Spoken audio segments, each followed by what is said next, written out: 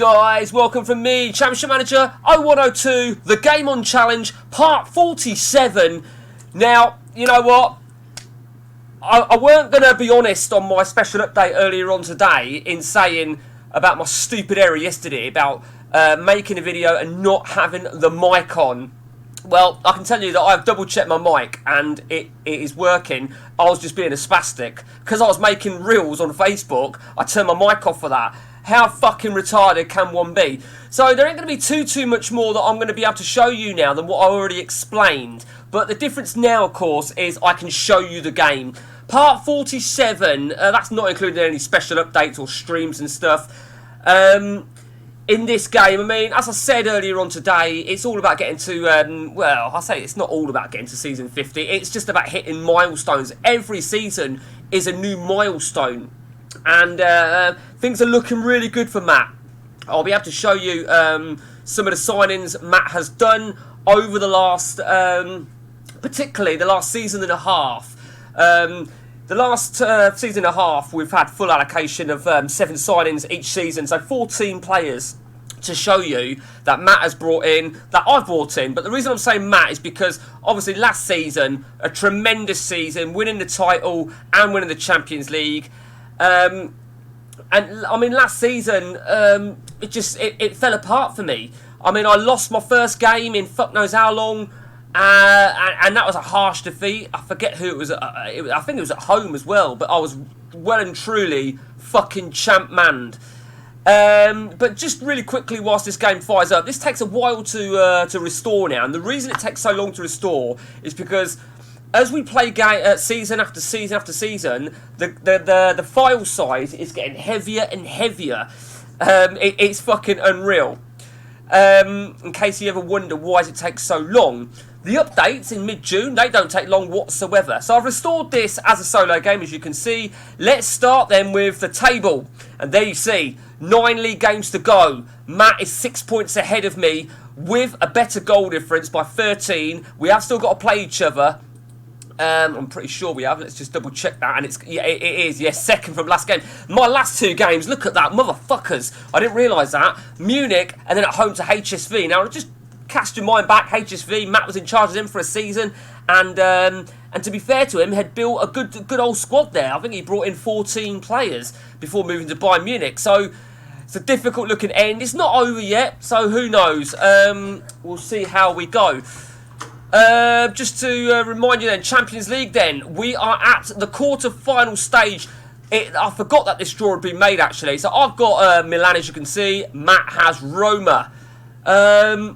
Who do we want, assuming we get to the semis? Well, I don't want Bayern. That's a fact. I would like to have Brescia, I think. And I think Matt would probably want them as well. But that's if Brescia gets past Inter. I mean, if Inter win that, I wouldn't want Inter. Barca, HSV, who would I want out of them two?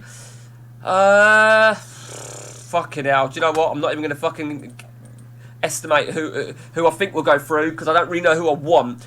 So, Matt's still riding high in the cup. In the domestic cup. I was eliminated very, very early on, as you can see, to Bayern Leverkusen. A little bit unjust, I think it's fair to say. So what we'll do is we'll start with my signings for this season. We'll go to last season, actually. So Adrian Popescu, Chivu Regen. Well, he fucking wound me up. And you can probably look at his last game, why he wound me up so much. I was 3-0 up at half-time. I've just listed it. I was 3-0 up at half-time. Who was it? Who was my last game? It was the last game, wasn't it? Yeah, 3-0 up at half-time, and he was on a 4, and Hornby, the Harry Kewell Regen, was on a 10. Go figure. So I was a little bit fucking... I don't think I was angry. I was fucking furious.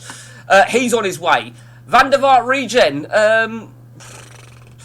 Yeah, he's done alright. He is currently injured. Prick. Keith Dodd, very first game of the season, got me a 5, then got me a 6, and he's been in the shadows ever since. Collado, one of my youngsters. I've brought in quite a few youngsters, to be honest with you, over the last 2 years, and it's really a case of the roots. And this guy, Collado, is fucking... I mean, look, he looks a fucking beast, and I'm probably going to bring him into the seniors next season. I like him young, as Jimmy Savile would say. Okay, on to the next one. Now, Albanors, again, fairly young.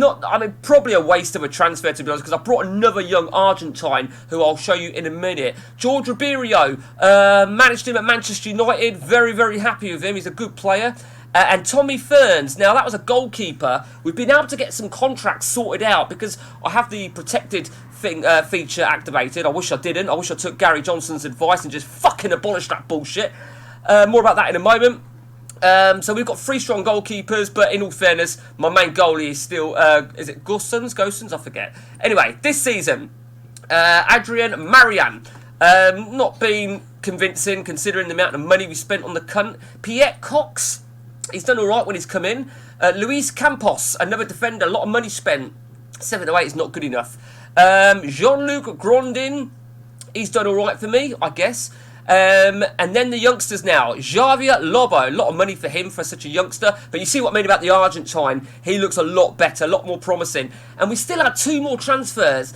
And probably, it's probably my own fault. You can see that you just know they're going to be youngsters by the price I paid. I'm just hopeful, really, that maybe they would develop. But they've had a couple of games and they've just done shit. They really have. Now, going back to, Goskens is my main goalkeeper by far. We've still got the Greek. I think that's Chiotis, I believe. Now, the big change, of course, right? We had a session yesterday. Matt lost the very first game. And it's sort of, I guess there's a theory that you think, oh, for fuck's sake, my whole session's going to be crap. But to be honest, he didn't lose any more league games. He lost his last Champions League group game, but that was irrelevant. But I lost 1 league game, and it was only because my goalie got sent off, and I changed tactics, and I don't like this tactic. I'm going to be honest with you. I don't like it. I don't like wing-backs, but it serves me well so far. And the only game I've lost on it was when my goalie got sent off, the prick. And that was against, I want to say that was against HSV, actually. It was against HSV, yep, there you go. So, yeah, we didn't deserve. So I'm actually quite pleased with that. And as you've probably gathered there, if you haven't already spotted it, the Edgar Davids region, Gerard Cox, has been making an impact. Talking about the contract, so this is unprotected. As you all know, if they're under 28, they get 3 years before they become unprotected. And if they're over 28, it's 2 years. So it's very difficult to keep everybody in contract. Jara, the Santa Cruz region, has recently signed a new deal, even though he's very unhappy. But look at the money he's on. Fucking cunt, isn't he?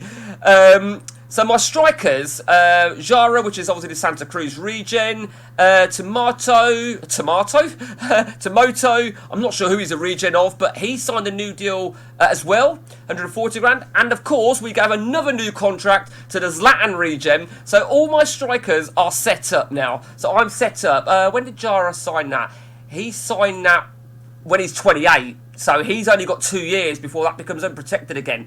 But it will be unprotected on the 8th of February, 2 years from now, but he won't be able to move until July when that window opens because it will be the contract protection window. So I know I've got him for another 2 full seasons, 2.5 seasons. And for the other guys, it's obviously 3 years. So that's enough about me. Let's go over to the champion, Matt. Last season then, Leonardo Barros. I remember him saying to me, no, it wasn't that Brazilian. So he brought that Lithuanian. He'd been tracking him. Now, he looks the bollocks, that Lithuanian defender. He really does look the bollocks. But 696, Matt will be fucking disgusted with him. Look at him. Last season, he was poor. And yet you look at that and you just think, wow. But hey-ho. Barros, yeah, he's not done too bad this season. Last season was a lot better. I've had a lot of money for him. De Silva Santos, I think he's fucking great. It's very difficult to get defenders with such a good high performance, particularly central defenders. So fullbacks, it's good to see them, and it's nice to see assists as well. Puntano, I mean, look at his average rating. Maybe he's not an assist machine. Now, he would be fucking perfect for my setup because he is a perfect wing-back. Matt don't use wing-backs. Matt, as you know, only uses that formation. So you can see that Matt will be, I'm not sure where he's playing Puntano. I would imagine he's playing him at full-back, right-back, I would say. Ruud Hessemans. Hessemans, another player that I feel very Rolf Harris here, because I was tracking this guy when he was like 18 at Derby, or whatever it was. not the greatest season, to be honest with you, last season or so far this, for someone who looks such a beast. But I find with defenders, central defenders, they get better with age. However, assuming Matt's been playing this guy in central defence, which I guess he has, 781, I mean, that just contradicts everything I've just said, because he's been fucking brilliant. And, you know, when someone has won the title and looking good to retain it, you're quick to look at the striker and think how many goals he scored. But that is a key player. I don't care what anybody says. Fucking 781 for a central defender. Well done, Matt. Well done. And Charlie Olsen, the New Zealander, fucking beast. Look at that. 803. Brought him from Aston Villa. And look at him last season as well. Phenomenal. This season then, he told me he found 2 Brazilians on a Brazilian search. One of them was this guy, and he's done very, very well, to be fair. He's given him quite a hatful of games, more than what I thought he would. And this guy here, Rodrigues dos Santos, again, he's given him quite a few games. So Matt's gone a bit youth as well. Good on him. Marco Bedin. He's picked up a little bit. I think he had a bit of a tough start to his career. In all fairness, 713 still, for me, ain't good enough, but he is only 20. I know he was doing a lot of dealings with him. Actually ended up paying £8 million, I think. Let me just go back to that. I thought there was more on it, but okay. Danilo Santos from the Corinthians, another Brazilian. I think, you know, this guy, I think he's a fucking bargain. 15 million he's going to pay for him, and I think he's great. He really is. And again, he's only 21. Hugo Campos, defensive midfielder. It's very difficult to get a real rock-solid defensive midfielder, and you can always have a rough idea by an auto value. I think Matt would have hoped to have got more from him, to be honest with you.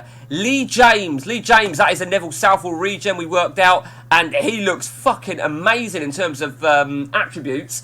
And I think Matt will be very, very pleased with so far since his move. And Prito, again, another solid player, and just look at the return on that. Going back to what I said about league leader, and look at that, 16 assists, 14 goals. Can we see where he's playing, Prito? He weren't in the last game, so we can't really see. Well, I could go back, but I mean, Prito's a great player, and I think if I was Matt, I'd be really fucking happy with that. Absolutely brilliant. And Matt's really building the young team now, it's fair to say. So Matt is still riding high in the German Cup. He's in the final. There's a long stint between the semi-final, where you see 6th of February, and the final, the 25th of May. I didn't realise how fucking far apart that was. Just to remind you, the German Cup, you can only have 3 non-ECs. 3 non-ECs, where it's 5 in any normal league game.